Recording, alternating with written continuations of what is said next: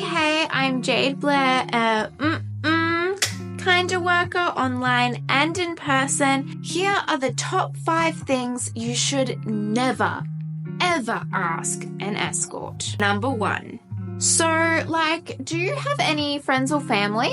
This question annoys me so much because, yes, of course I have friends and family, and it's quite offensive to assume that I don't. Being an escort or being an OnlyFans girly is kind of socially taboo, and yes, people definitely do get disowned by their friends and family for doing these things. But just because I am a sex worker does not mean you should assume that I don't have any friends or family. The media is lying to you, okay? Sex workers aren't hidden away from society or sheltered, who only come out at night to suck cock and spread HIV and then go back into their little shelters of depravity by themselves. We're normal people, okay? We have hobbies, we have interests, we have friends, we have family. I'm very close with my family and I have a great network of friends. I had a client recently who was shocked to find out that I'm the maid of honor at my best friend's wedding. He was like, oh, you have friends? Yeah, I do, because I'm a human being. Mind blowing. I've also had clients get really shocked to find out that I celebrate Father's Day with my father and Christmas and do things with my family on a regular occasion. A lot of us have friends and family. Please do not discriminate and just assume that we don't have any. Number 2. So what's your real name? Ugh. I hate this question. There's a couple reasons. The first is it's just a safety issue, right? Sex workers use fake names, stage names, for a pretty obvious reason. Unfortunately, stalking, harassment, and discrimination is very common in this industry, so we use a stage name to protect ourselves.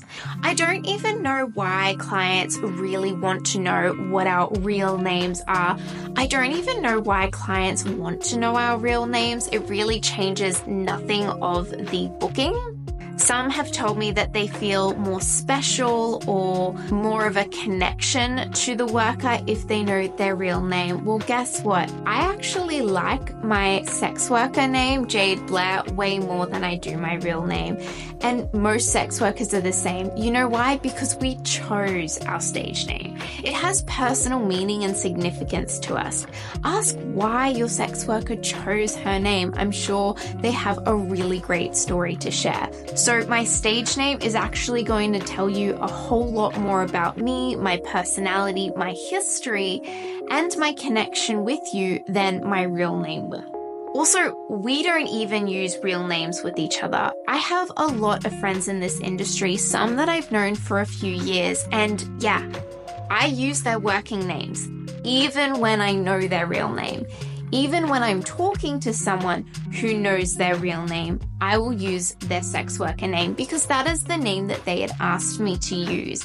And I am a respectful person, so I will be using that name. Number 3, and just a little hint, if you're a client who has asked this and the worker actually gave you a name, it was most likely a fake name. I actually have a couple of extra fake names on the tip of my tongue to give clients when they ask this question, so I don't have to do a whole awkward I don't want to give you my real name because I'm scared that you're a predator, or try and think of something on the spot that looks fake. So you're not as special as you think you are. Now, this one is specific for escorts that see clients in an in-call. An in-call is basically where the worker hosts, they find the location for the booking to take place. A lot of workers will rent hotel rooms or short stay apartments. Sometimes they'll actually rent or buy an apartment just to see clients in. Sometimes they'll see the clients in their home. Do not ask your escort if she lives at the premises. It makes us incredibly uncomfortable. You don't need to know where I live. Honestly, this question is just pushing the boundaries way too far and is far too personal for a provider-client relationship. And along the same lines, even if you're seeing an escort in what is clearly a hotel room or the escort is coming to your location, don't ask where they live. Sure, it might be socially acceptable to be like, oh, are you like in the state, or are you north or south side? Something super vague, but don't ask like what suburb she lives in, what street, or the street she grew up in, or what primary school she went to. This is way too personal and immediately shows red flags. I understand that some clients may just be curious and may just be trying to make conversation and aren't sure what to talk about. I totally get that. But from a sex worker perspective, this is showing red flags because we don't know why you're asking this information and what your intention is to do with that. You're immediately going to put your sex worker on alert and have her worried, and that is the last thing you want during the booking. Trust me, it's way better when she's comfortable, relaxed, and wet. So like, do you have a partner? This is a super uncomfortable question that often gets asked at the worst time. And I mean like, when the client is inside of me is when they choose to ask this. Now, again, this is really personal information. It has absolutely nothing to do with the booking or the services that I'm providing. A lot of the time, it's to fetishize the information. They're getting off on knowing that they're being with someone else's partner. And honestly, that makes a lot of escorts incredibly uncomfortable. A, because they never consented to be part of that. And B, they don't really want their personal romantic relationships involved in a fetishization with their client. And again, we don't know why the client's asking and what they're going to do with that information. Are they going to try and blackmail us or our partner? We don't know. A lot of escorts will lie when this question is asked or just outright refuse to answer it. And the big one, it drives me insane, and it's asked with almost every new client. What else do you do? Look, I totally get that this could just be very poor wording, but the wording is a bit off because sometimes, and by sometimes I mean a lot of the time, they're actually asking like, oh, so like what's your real job? And this is so offensive. Sex work is a real job.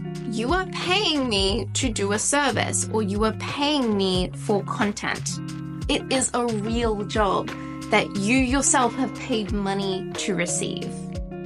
So it's really, really offensive when you then turn around and imply that my job isn't real and that I need to be doing something else to be considered worthy or valuable to society. Being a sex worker is enough. I don't have to have another job or career or goal or studies in mind. I can just make a career out of sex work, and that is great if that is what I want to do. I totally also get that this is entirely unintentional and that clients are not deliberately trying to imply that our work is not real work, but that is what they are doing when they say, oh, like, what else do you do?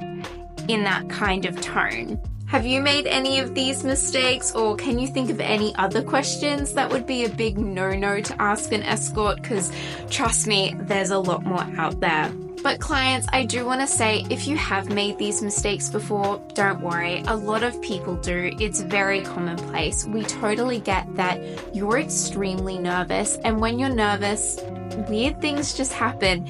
You make conversation that you didn't intend to. You try and fill silences because it's awkward, and sometimes sentences come out in a way that you never intended them to. These questions only go from annoying inconveniences that are kind of awkward to major problems when a client keeps pushing or clearly has bad intentions. But I'm sure you're fine. Until next time.